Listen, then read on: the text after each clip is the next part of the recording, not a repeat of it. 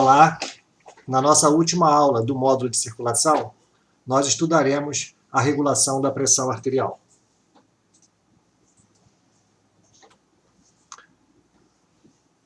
Quando a gente pensa em pressão, a gente lembra sempre daquela fórmula física, né?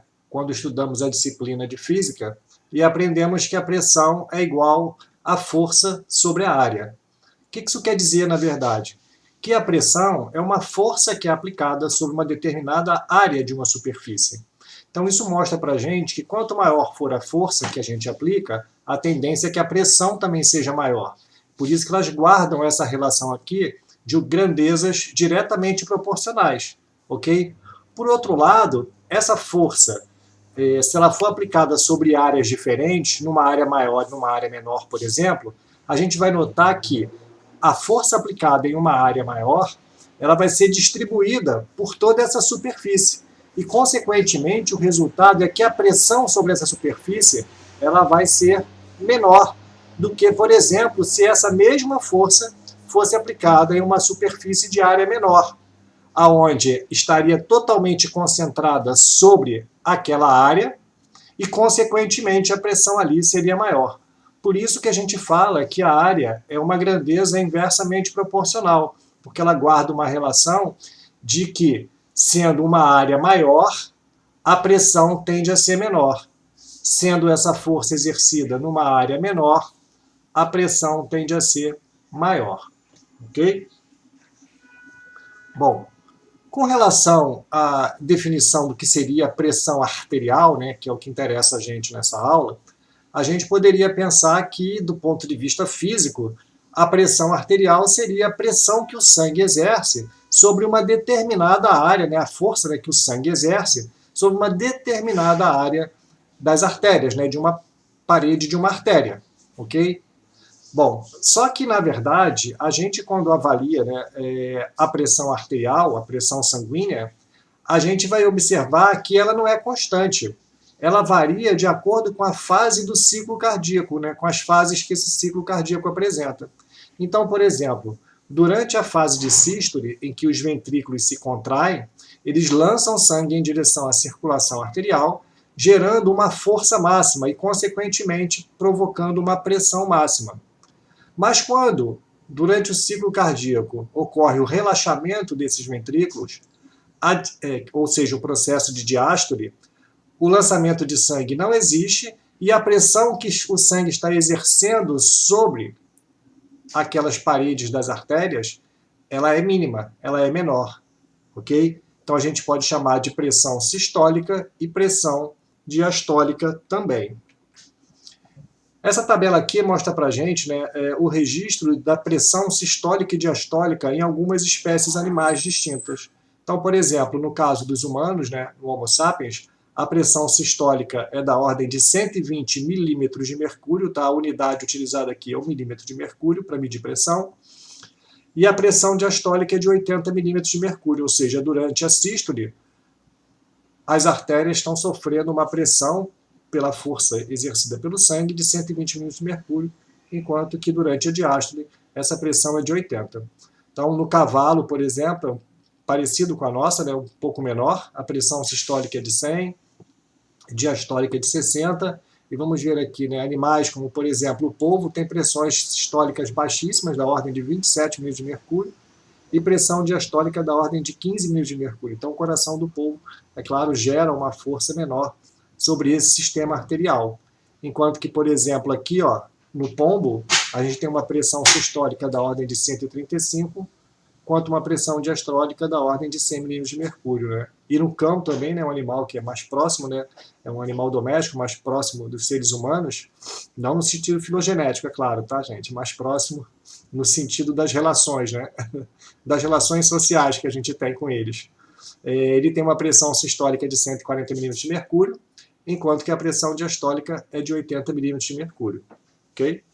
Então isso mostra que varia, né, de animais, entre os animais, geralmente animais como moluscos, anfíbios, de uma forma geral, eles têm pressões sanguíneas menores do que a dos seres humanos. Bom, a pressão arterial, quando a gente vai falar dela, né, e tomar ela como medida para poder fazer comparações, a gente sempre fala de uma pressão arterial média, ok? Essa pressão arterial média, na verdade, ela é uma função do débito cardíaco, porque a gente acabou de falar, né, que a pressão é exercida pelo sangue quando ele é lançado em direção ao sistema arterial, a pressão que o sangue exerce na parede das artérias. Então, a gente observa aqui, né, que o ventrículo esquerdo, representado nessa figura aqui, como se fosse um êmbolo, né, uma seringa, né, que gera uma pressão, que é a pressão contrátil, que impulsiona o sangue em direção ao sistema arterial, lança esse volume de sangue, okay, que é o débito sistólico, e isso faz com que você tenha aqui uma geração de pressão sobre a parede das artérias, que é aquela pressão sistólica. No momento em que ocorre o relaxamento, essa pressão, é claro que vai diminuir, porque não está sendo mais lançado nenhum volume de sangue aqui dentro. Correto? Então, essa pressão arterial média, ela acaba sendo uma função do débito sistólico, mas a gente sabe que, para fins práticos, a gente utiliza como medida, né, da função cardiovascular, não o débito sistólico, mas o débito cardíaco, que é o volume de sangue lançado no intervalo de tempo de 1 minuto, e não apenas em um ciclo cardíaco. Então, o débito cardíaco ele está relacionado com essa pressão arterial média. E quanto maior for esse débito, maior vai ser essa pressão. Quanto maior for o volume de sangue, mais sangue pressiona a parede das artérias. Então, ele guarda uma proporção direta também, né? Então, a pressão arterial ela depende daquele sangue que é lançado ali. Mas aquele sangue que é lançado durante a sístole, ele deixa aquele ponto e segue em frente, e essa pressão então cai. E aí a gente tem uma pressão que é a pressão diastólica, ou seja, essa pressão quando ocorre a saída do sangue desse sistema arterial, ok?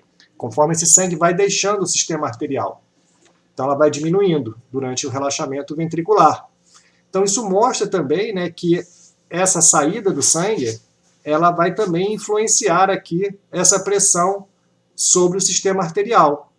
E essa saída de sangue, ela depende justamente da resistência que o sistema arterial apresenta à passagem desse sangue. Então, se você varia essa resistência, por exemplo, né, ao diminuir o diâmetro, você aumenta a resistência para que o sangue passe aqui dentro.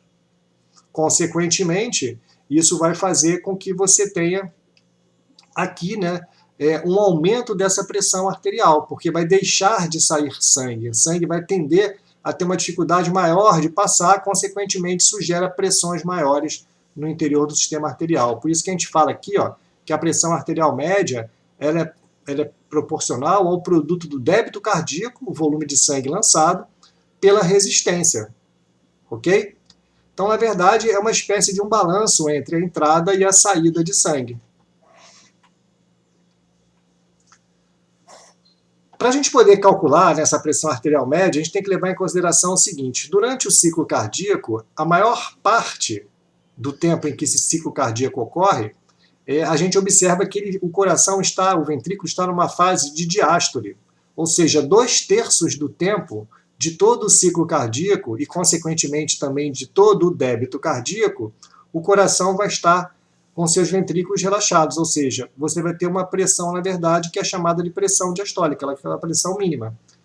E apenas 1/3 seria a pressão sistólica. Então, do ponto de vista prático, para você calcular a pressão arterial média, você tem que levar em consideração 2/3 do valor da pressão diastólica, mais 1/3 do valor da pressão sistólica. Então, por exemplo, né, numa pressão dos seres humanos lá de 120 por 80. Então, você teria aqui o quê? A pressão diastólica 80. 2 vezes 80, mais uma vez, né, a pressão sistólica, que seria 120.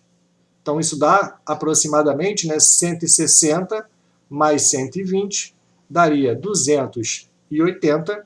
E 280 divididos por 3 dá aproximadamente 93,333, uma dízima periódica, né, de valor de pressão arterial média. Então, esse seria o valor da pressão arterial média de um ser humano. Ok? Tudo em função de quê? Recordando que durante o ciclo cardíaco, os ventrículos passam a maior parte do tempo relaxados. Apenas 1/3 do tempo do ciclo cardíaco ocorre a sístole.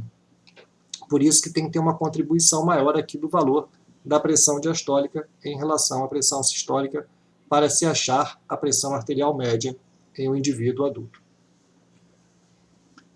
Bom, as pressões sanguíneas, que a gente observa, né, o sistema arterial como um todo, elas variam ao longo de todo esse sistema, não só do sistema arterial, mas também do sistema circulatório como um todo, que é o que esse gráfico aqui mostra para a gente. Então, essa linha pontilhada aqui mostra para a gente, né, o que está acontecendo com as pressões sanguíneas no ventrículo esquerdo. Então, a gente nota aqui, ó, que a pressão sanguínea parte de valores baixos e sobe, ou seja, durante o quê? Durante a sístole, e logo em seguida que o ventrículo esquerdo relaxa, a pressão dentro dele sanguínea diminui. Uma nova contração, a pressão aumenta, relaxa, e assim a gente vai tendo esses ciclos sucessivos de contração e relaxamento, ok? E a gente nota aqui que a variação de pressão sanguínea no ventrículo é bastante alta, ela vai de valores baixos, próximos lá de 10, mais ou menos, milímetros de mercúrio, e vai até 120 milímetros de mercúrio. Uma vez que esse sangue é lançado no sistema arterial, nas artérias, antes de chegar nas arteríolas, né, aqui o sistema arterial está separado, né, as artérias das arteríolas, ok? A gente nota que continua havendo um pulso, né, uma espécie de pulsação, ó, em pressões máximas e pressões mínimas nesse sistema arterial. Só que a gente nota agora que a diferença entre essa pressão máxima e mínima, ela é bem menor do que a observada aqui, ó. A diferença aqui é muito maior. Aqui já começa a reduzir bastante esses pulsos, né? Eles começam a ter uma redução. Isso acontece por conta do trabalho elástico das artérias, que a gente vai ver daqui a pouco. Tá joia? Quando vai para as arteríolas, isso cai ainda mais, olha. E quando chega ao nível dos capilares, esse caráter pulsátil tem uma característica muito menor, né? É como se o sangue estivesse fluindo nos capilares de uma forma mais constante, e não impulsos, né? Sangue chegando, para. Chega e para. Não, ele aqui, ele atenua tanto o sistema arterial junto com as arteríolas, que são os vasos de resistência, né? A gente tem que lembrar disso, que acontece uma atenuação desse caráter pulsátil. Quando chega nas vênulas, isso diminui mais ainda, e nas veias, isso é menos observado. Tanto é que quando nós sofremos um corte, né, na nossa pele, né, mais superficial, que ocorre o sangramento, a gente observa o sangue escorrer de forma contínua, e não em pulsos, né, em uma espécie de espasmos, né? Isso não acontece. O que a gente observa é que o sangue sai de uma maneira mais contínua. Ok? Bom, aqui embaixo tem uma outra característica importante para a gente entender algumas coisas, né, que estão relacionadas até mesmo com a aula que a gente falou da última vez, quando falou da circulação sanguínea, né, do fluxo sanguíneo. Então aqui mostra para a gente que a velocidade média, né, de saída do sangue, né, de passagem do sangue nos ventrículos, ela é alta, ela começa a cair nas artérias, ok? Decai ainda mais nas arteríolas, chegando ao mínimo de velocidade ao nível dos capilares. Tá joia? Aumenta um pouco nas vênulas e vai crescendo em direção às veias. Ok? E aqui embaixo mostra uma outra característica também, é o que a gente chama de área de secção transversal. O que seria isso? Pensem que os nossos vasos eles têm uma circunferência, ok? Então, por exemplo, quando o coração bombeia aquele volume sanguíneo, débito sistólico em 1 minuto, quem recebe todo esse sangue do ventrículo esquerdo é a aorta. A aorta é apenas um único vaso, tá joia? Da aorta se derivam vários outros vasos, que embora tenham um diâmetro menor, quando você vai somando esses diâmetros dessas artérias que derivam da aorta, o resultado é que a soma desses diâmetros é maior do que na aorta. Então você começa a ver aqui, ó, aumentando aqui a área da seção transversal. Quando chega ao nível das arteríolas, cresce bastante, porque a quantidade de arteríolas, né, a soma de todas as áreas delas é muito maior do que as grandes artérias, e quando vai para os capilares é maior ainda. Por quê? Se você somar os capilares, que mesmo tendo um tamanho, né, um diâmetro muito pequeno, a soma de todos eles é uma área muito maior do que a saída, que foi lá ao nível da nossa aorta, aqui, ó, nessa pontinha aqui, nesse limite aqui entre o ventrículo e o sistema arterial. Então a gente nota que é muito maior, olha, é quase que 5.000 vezes maior a área que você observa ao nível dos capilares. E é justamente essa área, né, e a resistência também, né, que vai se modificando, né, que acaba se alterando, é que faz com que a velocidade do sangue decaia. É como se você observasse um rio. O rio, o que acontece? Quando você tem lá um rio, né, com um leito muito extenso, ou seja, né, uma grande área de uma margem a outra, uma grande superfície de uma margem a outra, a velocidade da água costuma ser mais baixa. Mas quando a gente vai olhar para um rio em que essas águas, esse leito do rio vai se estreitando, a gente começa a notar que aumenta a velocidade da correnteza, ok? E é mais ou menos o que acontece aqui, né? Como a área é pequena, a velocidade, né, aquele sangue total que tem que passar por ali, né, tem que passar mais rápido, para garantir que ele passe todo aquele volume naquele espaço de tempo de 1 minuto. Mas quando chega no lugar em que a área é muito maior, a velocidade, ó, ela cai. Depois o que acontece? Vai sair dos capilares, vai para as vênulas e vai indo em direção às artérias até que chegue, em direção às veias, até que chegue lá nas veias maiores, aonde o que acontece é que a área começa a diminuir, porque são menos veias, né, do que aquelas encontradas lá nas vênulas, ok? Lá nas veias. Então a área começa a diminuir e a velocidade com isso começa a aumentar. Então aqui mostra para a gente, né, que o que o sistema arterial faz é muito importante, porque ele gera um trabalho de amortecimento desse caráter pulsátil da circulação sanguínea, ok? Então esse sistema arterial, ele é elástico. Na hora que o coração lança sangue no sistema arterial, o sistema arterial, por ser elástico, as paredes se distendem. Então a força que o coração está fazendo aqui sobre esse sistema arterial faz com que ocorra uma distensão do sistema arterial. Quando o ventrículo se relaxa, aqui está o ventrículo se contrai, gerando fluxo de sangue em direção ao sistema arterial.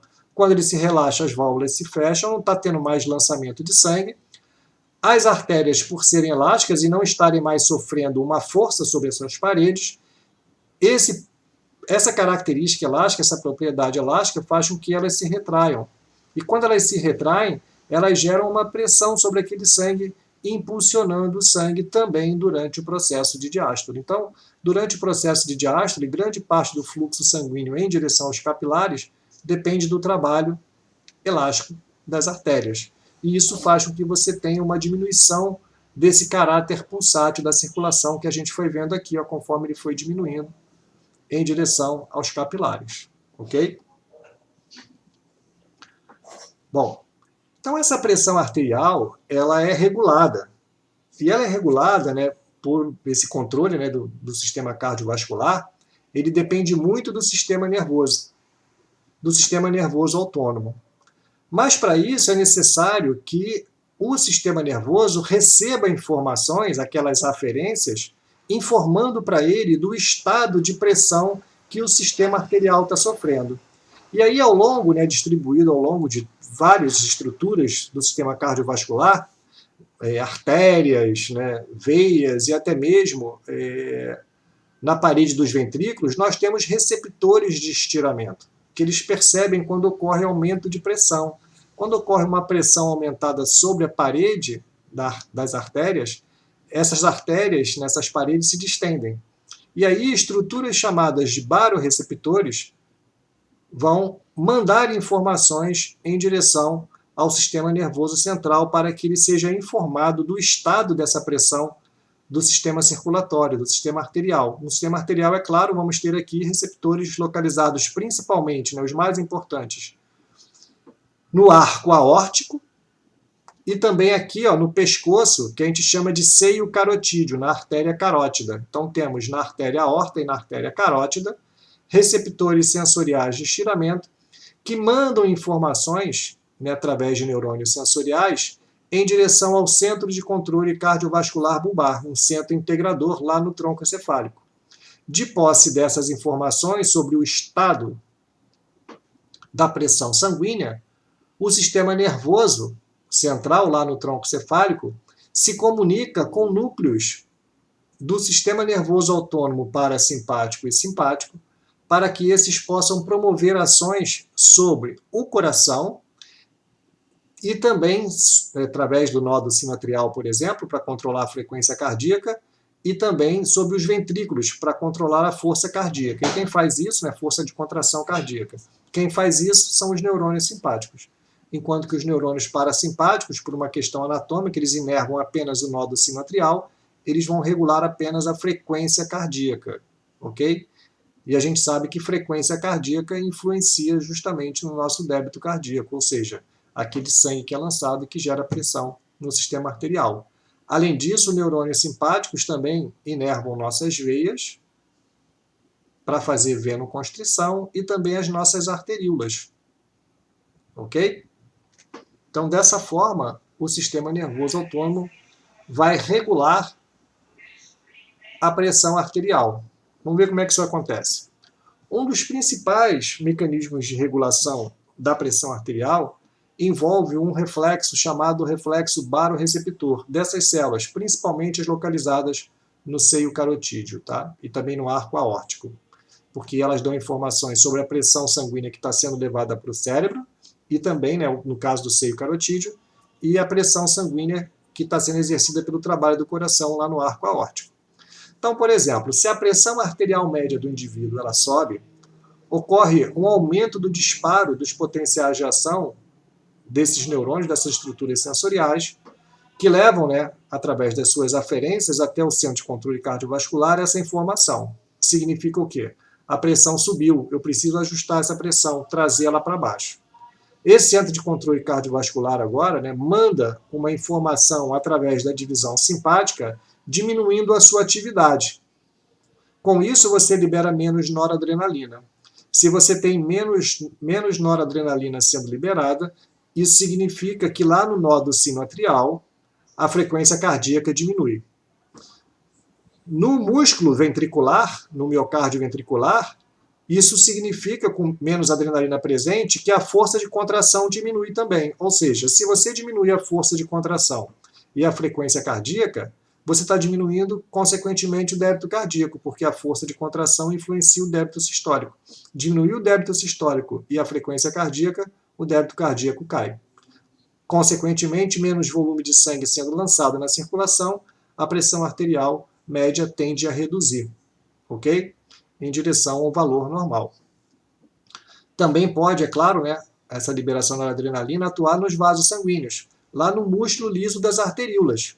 O que acontece? Se você diminui a liberação de noradrenalina, o músculo relaxa, ocorre uma vasodilatação, consequentemente a resistência periférica cai, e a gente viu que a pressão arterial média depende do débito cardíaco e da resistência periférica, que são diretamente proporcionais a ela. Se ambos os parâmetros, débito cardíaco e resistência periférica, diminuem, consequentemente a pressão arterial média, ela reduz também.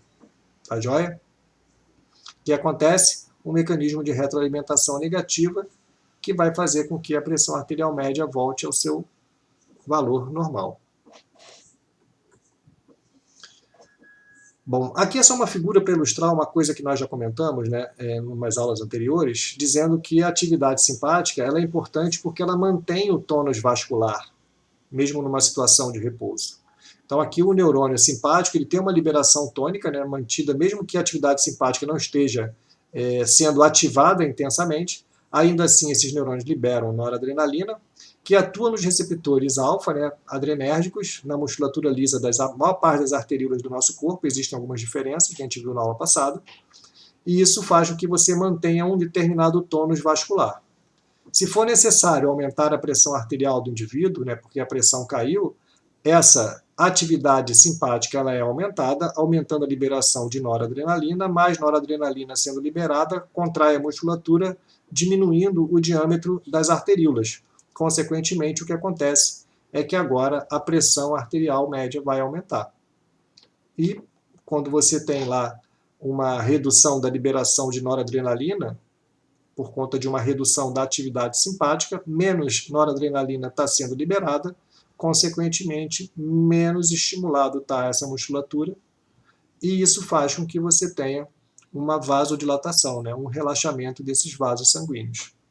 Ok?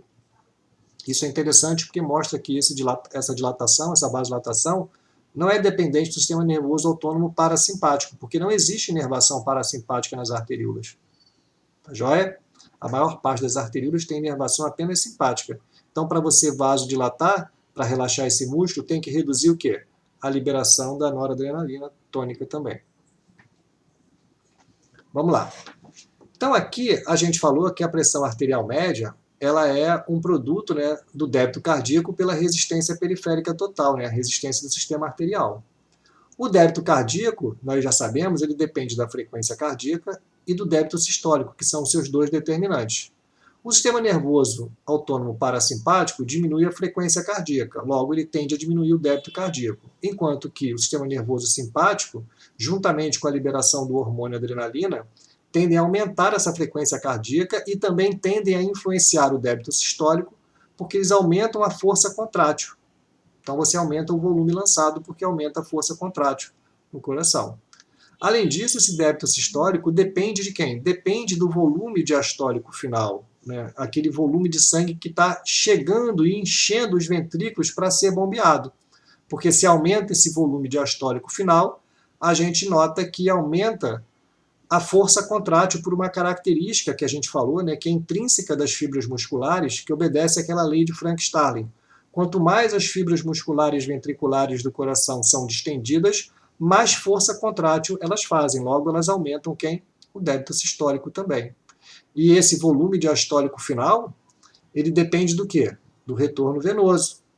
O retorno venoso depende do volume de sangue que está circulando no sistema circulatório do animal, depende também da bomba respiratória e também da bomba muscular esquelética que nós vimos nas aulas anteriores. Só para recordar, a bomba respiratória, quando ocorre o processo de inspiração, a pressão no interior da caixa torácica diminui, facilitando o retorno venoso em direção ao ventrículo. E a bomba muscular esquelética, as contrações dos músculos esqueléticos, também geram força de pressão, né? Elas pressionam quando se contrai os vasos sanguíneos, as veias, impulsionando mais sangue em direção ao coração. Ok? O volume de sangue depende do quê? Depende da ingesta de líquido, né, do indivíduo e também dessa perda de líquido. E isso envolve um balanço entre o líquido intersticial, aquele que está ao redor das nossas células, e também o nosso sangue, né? Depende do balanço de sal e água que nós temos no nosso corpo. E quem faz esse trabalho, na verdade, são os nossos rins. Eles é que regulam esse equilíbrio de líquido e também de eletrólitos. Ok? Bom, vamos lá. A resistência periférica total, ela é influenciada pelo tônus arteriolar, que depende de uma série de fatores. Depende do sistema nervoso autônomo simpático, né, que a gente acabou de ver, e é claro que do hormônio adrenalina também vai influenciar esse tônus arteriolar.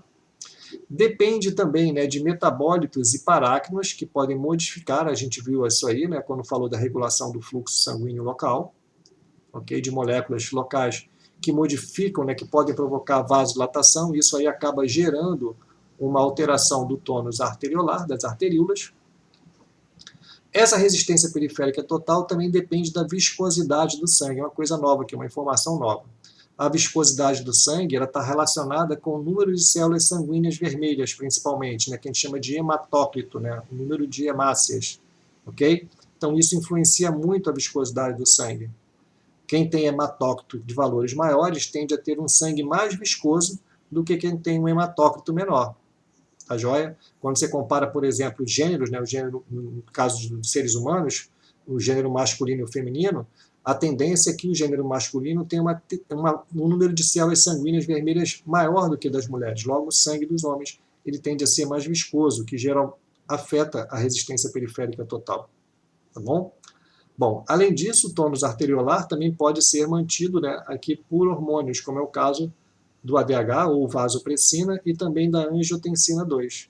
E é curioso que, além da vasopressina e da angiotensina 2 atuarem diretamente sobre o tônus arteriolar, ela também é capaz de atuar sobre os nossos rins, porque ela vai modificar os processos que envolvem a excreção de água e a excreção de sódio, ok? Ou seja, o balanço de sal e de água. Então isso mostra para a gente, né, como é que o nosso corpo está integrado, né, por diferentes sistemas para regular, por exemplo, um parâmetro importante, que é a pressão arterial média. E a pressão arterial média ela tem que estar muito bem ajustada para garantir o quê? Para garantir uma boa irrigação sanguínea dos nossos tecidos. se a pressão arterial média começa a cair muito abaixo dos valores fisiológicos, significa que esses tecidos deixam de receber uma irrigação sanguínea adequada, logo não vão ter atendidas as suas necessidades metabólicas. Tudo bem? Se a pressão arterial média sobe muito, existe um risco do sistema arterial sofrer ruptura dos vasos sanguíneos, e isso comprometeria também o processo de irrigação. Por isso que a pressão arterial média ela tem que ser mantida em patamares fisiológicos adequados para garantir um bom fluxo sanguíneo, uma boa irrigação sanguínea, ou uma perfusão, que é o nome técnico utilizado, né, para essa irrigação de todos os nossos tecidos. Então aqui mostra uma resposta integrada às variações do volume sanguíneo e também na pressão arterial. Então aqui tem na letra A, nesse primeiro mapa mental, uma resposta a uma redução no volume e também na pressão sanguínea. O que a gente tem aqui? Uma redução do volume sanguíneo leva a uma redução da pressão arterial. Receptores de volumes atriais e os baroreceptores carotídeos e aórticos percebem essa redução da pressão arterial, resultante por conta de reduzir o volume sanguíneo, o volume líquido circulante do indivíduo, e isso desencadeia um reflexo homeostático para que a gente tenha aqui ações sobre o sistema circulatório, para que o animal tenha um aumento do seu débito cardíaco e gere também vasoconstrição, para garantir que a pressão arterial média vá em direções maiores, em direção aos valores normais, porque ele estava reduzido inicialmente. Tudo bem? Além disso também, essa redução do volume sanguíneo, ela desencadeia respostas comportamentais, como é, por exemplo, a percepção da sede. E isso leva o indivíduo a ingerir mais água. E quando ele ingere mais água, a tendência é que o volume sanguíneo aumente, e isso faz com que a pressão arterial também aumente. Aumenta o volume do líquido extracelular e também do líquido intracelular, e leva ao aumento da pressão arterial. E além disso, os nossos rins, ao perceberem essa redução de volume sanguíneo e essa diminuição da pressão arterial, eles começam a fazer o seguinte, vamos poupar água. Por que vamos conservar, vamos poupar água? Para minimizar perdas adicionais de volume, já que ele está baixo. Ok? Por outro lado, quando você tem a situação contrária, agora uma resposta a uma elevação no volume do sangue, né, que gera um aumento da pressão arterial, os receptores, os mesmos receptores, né, atriais e também, baroreceptores e até mesmo as células endócrinas localizadas no nosso coração, lá no átrio, elas começam agora a promover respostas no sistema circulatório. O que vai acontecer aqui? Para eu poder diminuir essa pressão aumentada, eu vou reduzir o débito cardíaco e vou também diminuir aqui a resistência, fazer uma vasodilatação. Resultado disso, a pressão arterial sanguínea é diminuída. E lá nos nossos rins, a ação, né, de hormônios e também do sistema nervoso autônomo vai fazer com que agora os nossos rins excretem mais sais para que eles possam levar junto com eles água na urina. E aí você começa a remover, né, do sangue aquele volume líquido aumentado para que esse volume diminua e, consequentemente, também você leve a uma redução da pressão sanguínea. Então, basicamente, quando a gente fala, né, dessas respostas, a gente pode falar que existe uma resposta rápida e uma resposta lenta às variações da pressão arterial. Então, toda vez que a gente tem aqui, no caso, essa figura mostrando para a gente um aumento do volume sanguíneo, que leva a um aumento da pressão sanguínea, a gente desencadeia uma resposta rápida, que é feita por quem? Pelo sistema circulatório, e envolve também o sistema nervoso autônomo. Tá joia? Para que você tenha o quê? Vasodilatação, ou seja, diminua a resistência periférica total, aquele parâmetro importante para a pressão arterial média, e também diminua o débito cardíaco, que é o outro parâmetro que influencia a pressão arterial média. Diminuindo a resistência periférica total e diminuindo o débito cardíaco, a pressão arterial é reduzida, né, em direção ao normal. Ok?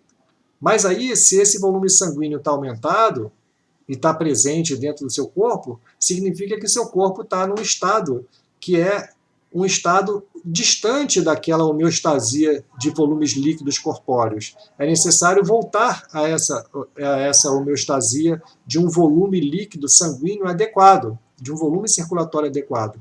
E aí a resposta que vai ser desencadeada para compensar isso é uma resposta lenta, que vai depender do trabalho dos nossos rins, do sistema renal. São eles que vão compensar esse aumento de volume sanguíneo. Como? Aumentando a excreção de líquidos na urina para que esse volume sanguíneo seja reduzido e dessa maneira a pressão arterial possa ser levada em direção à normalidade. Bom, um outro aspecto interessante para a gente falar, né, sobre a pressão sanguínea é aquele que envolve a gravidade.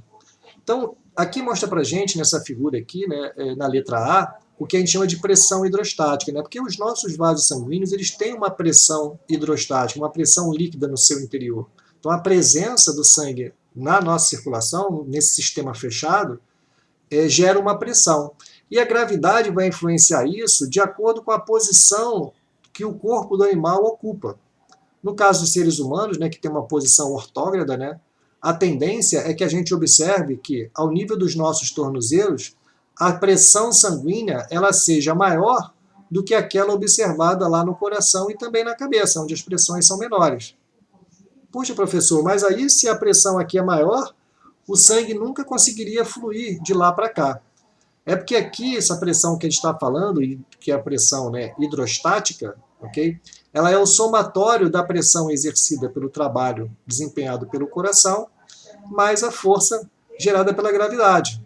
Então, o que acontece, na verdade, né, é que isso aqui é um somatório. Okay? A pressão aqui ela é menor do que a pressão no coração, para que o coração possa bombear sangue em direção. Só que o resultado final disso aqui, né, do caso da pressão líquida dentro da coluna líquida, como se fosse o nosso sistema circulatório uma coluna líquida, a pressão tende a ser maior nas partes mais baixas do que nas partes mais altas, né? Porque essa diferença de pressão ela é resultado aqui, né, de fatores que envolvem a viscosidade do sangue, representado pela letra Rho, aqui parece um P, né? Na verdade é a letra do alfabeto grego Rho, ok? Multiplicado pela aceleração da gravidade e pela altura dessa coluna. Então é claro que a altura aqui que o animal está em relação ao solo, né, e a parte do corpo dele em relação ao solo vai influenciar nessa pressão. Então essa pressão hidrostática aí modifica, por exemplo, quando o indivíduo deita, ó, fica na posição deitada aqui, ó. O que acontece aqui? A gente nota que a pressão no coração ela é levemente superior à pressão observada na cabeça e nos pés, e dessa maneira garante a circulação sanguínea em direção a essas estruturas, ok? Mas isso mostra pra gente que a gravidade ela influencia a nossa pressão sanguínea. E qual é o resultado disso? O resultado disso é que para animais que têm, por exemplo, no caso da girafa, um pescoço muito longo e que a cabeça fica localizada a uma distância muito grande em relação ao solo e também em relação ao coração, e essa distância às vezes pode ser da ordem de 2 metros, imagina lá, o cérebro da girafa está a 2 metros de distância do seu coração. Então o coração tem que bombear sangue com força suficiente para vencer o quê? A lei da gravidade, que quer atrair esse sangue para baixo. E aí é claro que ele vai ter que gerar uma força contrátil muito grande para que tenha um débito cardíaco considerável. E a gente observa que a girafa ela possui algumas especializações, como é o caso, por exemplo, de uma frequência cardíaca elevada, que vai garantir para ela, né, um número de batimentos maiores para levar sangue, né, no intervalo de tempo em quantidade suficiente para atender as demandas do cérebro dessa girafa. Além disso, a musculatura contrátil, né, a musculatura cardíaca da girafa também é muito desenvolvida, é muito forte. Notem que a pressão que o coração da girafa exerce é de 250 milímetros de mercúrio. É mais do que o dobro daquilo que é gerado pelo coração humano. Ok? Então é importante que ela também tenha aí, né, força contrátil bastante elevada. Ok? Bom, e é claro que o coração bombeando sangue vai em direção às pernas de maneira, claro, mais facilitada pela ação da gravidade. Aqui a ação da gravidade contribui, desculpa, para que o sangue chegue em direção às suas pernas. E aí, Para suportar as pressões muito altas que essas artérias sofrem, né, nas pernas dos animais, dessa estatura, a gente nota que elas têm paredes bastante grossas e bastante musculares. E, além disso, a pele da girafa, comparada com outros animais, ela é extremamente firme. Isso faz com que você garanta aqui uma resistência grande para que essa pele não se distenda e não provoque, por exemplo, o acúmulo de líquido aqui, causando edema na perna da girafa. Então, isso é uma outra especialização, né, que a girafa tem para que ela possa, né, suportar essas pressões elevadas do seu sistema circulatório. Em direção à cabeça da girafa, a gente nota também uma rede complexa de vasos sanguíneos que são altamente elásticos. Eles acomodam muito o excesso de sangue, né? Funcionam como se fosse um reservatório de sangue, um reservatório de pressão. Por quê? Porque de vez em quando a girafa tem que abaixar a sua cabeça, por exemplo, para beber água. E quando ela faz isso, ela agora faz com que o sangue seja deslocado, né, ser bombeado com tanta força pelo coração, muito intensamente em direção à sua cabeça, que agora está sofrendo uma ação maior ainda da lei da gravidade. Aqui já está favorável, então é um somatório, não tem mais uma diferença aqui. Aqui o coração bombeia para vencer a força da gravidade. Quando a girafa abaixa a cabeça, o coração continua bombeando sangue e se junta à força da gravidade para mandar mais sangue em direção ao cérebro da girafa, que poderia causar saída de líquido, né? A pressão hidrostática pode ser tão alta dentro dos vasos sanguíneos, e isso ao nível até dos capilares, que sairia mais água, né? Aquelas forças de Starling que a gente viu na aula passada, sairia mais líquido em direção ao cérebro da girafa, causando um edema cerebral. Ok? Mas aí o que acontece? Ela tem uma rede complexa de vasos sanguíneos muito intrincada, muito grande, e que eles são altamente elásticos, então eles conseguem funcionar como se fosse um reservatório de pressão. Então a pressão que acaba sendo exercida ali é reduzida. Além disso, as veias jugulares, né, apresentam válvulas, diferentemente de outras espécies que não possuem válvulas nas veias jugulares, e essas veias jugulares eles evitam que ocorra um retorno de sangue para o cérebro, quando a girafa abaixa a cabeça. Então a gente nota que existem uma série de especializações, né, na natureza para que a gente possa ter garantido aí que animais, né, com estaturas bastante distintas vençam os desafios impostos pelas leis físico-químicas, né, do nosso ambiente, né, que não tem como fugir, como é o caso da lei da gravidade. Aqui é um outro exemplo, né, que as cobras, né, geralmente as cobras que habitam árvores, elas possuem o coração delas mais próximos à cabeça do que outras espécies que não habitam árvores. Isso por quê? Porque isso garante que o sangue possa chegar à cabeça independentemente da posição, porque essas cobras, quando elas vão subindo nessas árvores, elas colocam as suas cabeças, né, numa posição muito muito inclinada, assim, no sentido de ser quase que praticamente 90 graus. Então isso faria com que você tivesse uma saída do sangue do sistema vascular cerebral em direção ao restante do corpo, por conta da lei da gravidade. Mas aí o que acontece? O coração dessas cobras é muito mais próximo à cabeça para garantir que você tenha aí um bom bombeamento de sangue e irrigue de maneira adequada o sistema nervoso central desses animais para que eles possam executar as suas atividades, né, comportamentais nesses ambientes aí arborícolas. Aqui está para a gente a bibliografia utilizada nessa aula, né, foi o livro do Moise e da Silverthorne, e nos encontramos no próximo módulo.